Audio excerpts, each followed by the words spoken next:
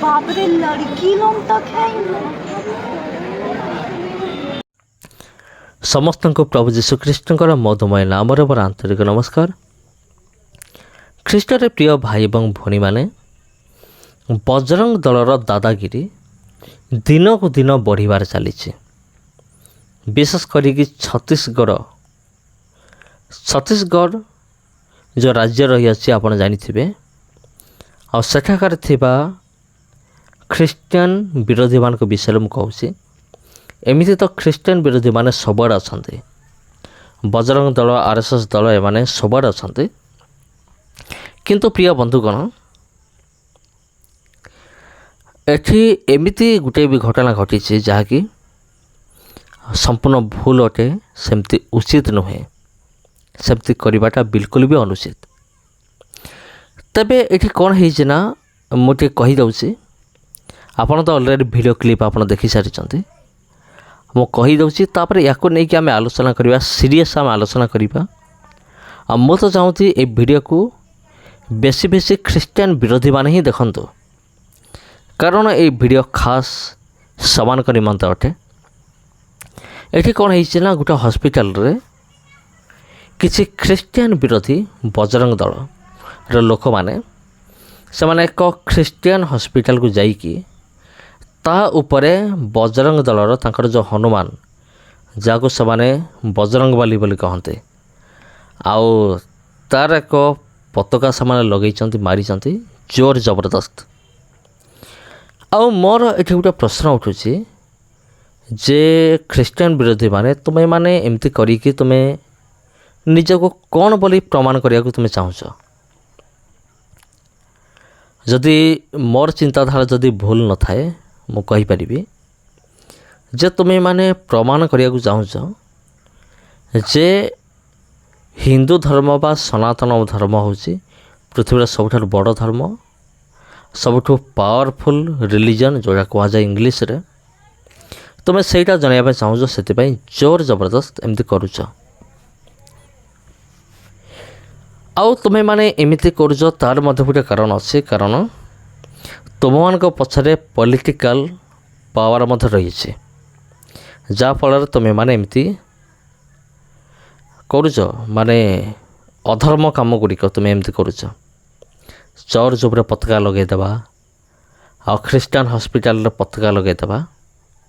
आरा भाई पताका लगेदेले जन कौन हिंदू हो बिल्कुल नुहे। तुम्हें कहीं लगुच तुम्हें चर्च उपर जो पताका तुम्हें लगेल किंबा जो हॉस्पिटल उपर तुम्हें जो पताका लगेल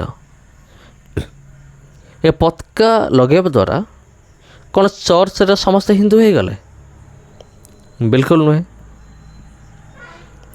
अब आमर ख्रीस्टियन भाई भौणी माने अनेक अच्छा से भी जानते जे से कौन से जो जीशु को पाई से जो प्रभु को सत्य परमेश्वर को संधान पाई एत वर्ष पर ताको कौन एमती एमती भूली जाए माने एत सहजरे आ तुम्हें पताका लगेदेव बोली माने तुम सहित से भी कहे जय बजरंग बाली बोली बिल्कुल कहे ना। ताहले तुम्हें कहीं लगेल लगे द्वारा तुम फायदा कौन है किंबा ख्रीस्टियन लोक मानकर क्षति कौन है। एठी ख्रीस्टियन लोक मानकर किसी क्षति हबार नहीं कि तुमर भी किसी फायदा हबार नहीं, ତେବେ ତୁମେ କାହିଁକି ଲଗେଇଲ? ତୁମେ ମାନେ ବଜରଙ୍ଗବାଲିର ପତାକା ତୁମେ ଚର୍ଚ୍ଚ ଉପରେ ଆଉ କି ସେ ହସ୍ପିଟାଲ ଉପରେ ହେଉ ତୁମେ କାହିଁକି ତୁମେ ଲଗାଉଛ? ତୁମର ତ ସେଥିରେ କିଛି ଫାଇଦା ନାହିଁ। ଆଉ ତୁମେ କ'ଣ ଭାବୁଛ କି ମାନେ ଏମିତି କରିବା ଦ୍ୱାରା ଲୋକମାନେ ହିନ୍ଦୁ ହୋଇଯିବେ, ପୁଣି ହିନ୍ଦୁ ଧର୍ମକୁ ଫେରିଯିବେ? ଯେଉଁମାନେ ଯୀଶୁଙ୍କୁ ବିଶ୍ୱାସ କରିଛନ୍ତି, କଦାପି ନୁହେଁ। ତୁମେ ସେମାନଙ୍କୁ ପିଟ ମାର, ଜୀବନ ମାରିଦିଅ, ଆଉ ସେମାନେ କେବେ ବି ତୁମର ଧର୍ମକୁ ଫେରିବେ ନାହିଁ। ତାର ମଧ୍ୟ କାରଣ ରହିଛି, ଆଉ ତାର କାରଣ ମୁଁ କହିସାରିଛି ତାର କାରଣ କ'ଣ। ସେଥିପାଇଁ ଏଇଟା ମାନେ ଆଉ ଥରେ କହିବାର କୌଣସି ଆବଶ୍ୟକତା ନାହିଁ। ତୁମେ ଯାହା କରୁଛ ସେଥିରେ ତ ତୁମର କିଛି ଫାଇଦା ନାହିଁ, କିଛି ଲାଭ ନାହିଁ, ତଥାପି ତୁମେ କରୁଛ। ଓହୋ, ଆଚ୍ଛା, ନିଜର ଇଗୋକୁ ସାଟିସ୍ଫାଇ କରିବା ନିମନ୍ତେ, ନାଇଁ କି? ଆଉ ସେଥିପାଇଁ ତୁମେ ଏମିତି କାମ ଗୁଡ଼ିକ ତୁମେ କରୁଛ। ହଉ ଠିକ୍ ଅଛି, ତୁମର ଇଗୋ ସାଟିସ୍ଫାଇ ହେଇଗଲା। ଚର୍ଚ୍ଚ ଉପରେ କିମ୍ବା ଖ୍ରୀଷ୍ଟିଆନ ହସ୍ପିଟାଲ ଉପରେ ମାନେ ପତାକା ଲଗାଇବା ଦ୍ୱାରା ତୁମର ଇଗୋ ସାଟିସ୍ଫାଇ ହେଇଗଲା। କିନ୍ତୁ ଯେଉଁମାନେ ଖ୍ରୀଷ୍ଟିଆନ ଭାଇ ଭଉଣୀମାନେ ଯେଉଁମାନେ ଅଛନ୍ତି, ସେମାନେ କ'ଣ ଏତେ ସହଜରେ ତୁମର ହିନ୍ଦୁ ଧର୍ମକୁ ସେମାନେ ଗ୍ରହଣ କରିନେବେ? ଖାଲି ବଜରଙ୍ଗବାଲି ନାଁ ଧୋଇଲେ କ'ଣ ହେବ? କିଛି ଲାଭ ନାହିଁ। ବରଂ ଓଲଟା ଲୋକମାନେ ହିନ୍ଦୁ ଧର୍ମକୁ ଛାଡ଼ିକି ପ୍ରଭୁ ଯୀଶୁଙ୍କୁ ବିଶ୍ୱାସ କରୁଛନ୍ତି। ଆଉ କିଏ ତ ବୁଦ୍ଧିଷ୍ଟ ହେଇଗଲାଣି, କିଏ ତ ମୁସଲିମ ହେଇଗଲାଣି, କିନ୍ତୁ ଅଧିକାଂଶ ଲୋକମାନେ ସେମାନେ ଯୀଶୁଙ୍କୁ ବିଶ୍ୱାସ କରୁଛନ୍ତି ତୁମର ହିନ୍ଦୁ ଧର୍ମ ଛାଡ଼ିକି। ତୁମେ କହିବ, ହଁ, ଆମର ଭାରତବର୍ଷରେ ଆମ ହିନ୍ଦୁମାନଙ୍କର ସଂଖ୍ୟା ହେଉଛି ଅଧିକ, 93% ଆମେ ହିନ୍ଦୁ, ଆଉ 7% ତୁମେ ହେଉଛ ଖ୍ରୀଷ୍ଟିଆନ ଲୋକ। ଠିକ୍ ଅଛି, ପୁରା ପୃଥିବୀରେ ତୁମେ ଦେଖ, ତୁମେ କେତେ ପରସେଣ୍ଟ ତୁମେ ହିନ୍ଦୁ କି ଜାଣିଛ କିଛି? ବିଲକୁଲ ଏ ବିଷୟରେ ଧାରଣା ନାହିଁ।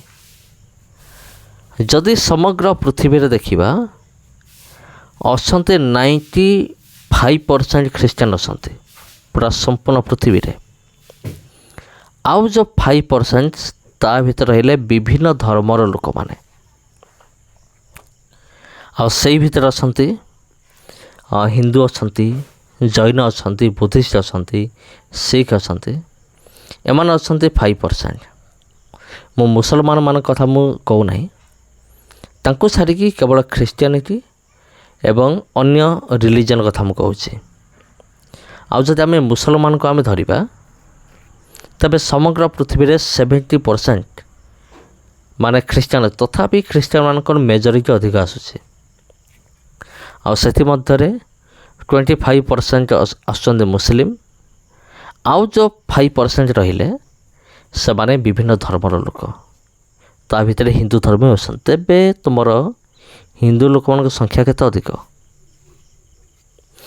ବାହାର ଦେଶର ତୁମର ଧର୍ମକୁ କେହି ପଚାରୁନାହାନ୍ତି, ହିନ୍ଦୁ ଧର୍ମକୁ କିଏ ମାଗଣାରେ ବି ପଚାରୁନାହାନ୍ତି। ବାହାର ଦେଶରେ ଅବଶ୍ୟ ଅଛନ୍ତି କିଛି ହିନ୍ଦୁ ଲୋକ ବାହାରି ବି ଆସନ୍ତି, ଆଉ କିଛି ଲୋକମାନେ ସେମାନେ ହିନ୍ଦୁ ଧର୍ମକୁ ବି ଗ୍ରହଣ କରୁଛନ୍ତି। କେଉଁମାନେ ଗ୍ରହଣ କରୁଛନ୍ତି? ଯେଉଁମାନେ ପୂର୍ବରୁ ବିଲକୁଲ ଖ୍ରୀଷ୍ଟିଆନ ହିଁ ନଥିଲେ, କେବଳ ସେଇମାନେ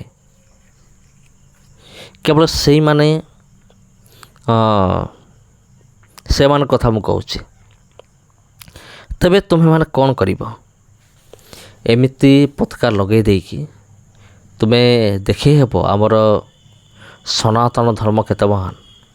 ଆରେ ତୁମ ମୁହଁ ଉପରେ ସବୁ ଥୁକିବେ, ସବୁ ଏମିତି କାମ ଗୁଡ଼ା ତୁମେ ଯେଉଁ କରୁଛ, ଥୁକିବେ ସବୁ ମୁହଁରେ। ଟିକେ ଇଣ୍ଡିଆ ବାହାରକୁ ଟିକେ ପଳାଅ। ଆଉ କ'ଣ ଭାବୁଛ ତୁମେମାନେ? ଆଉ ତୁମର ଚିନ୍ତାଧାରା କ'ଣ? କମେଣ୍ଟ କରିକି ଜଣାଅ। ସମସ୍ତଙ୍କୁ ନମସ୍କାର।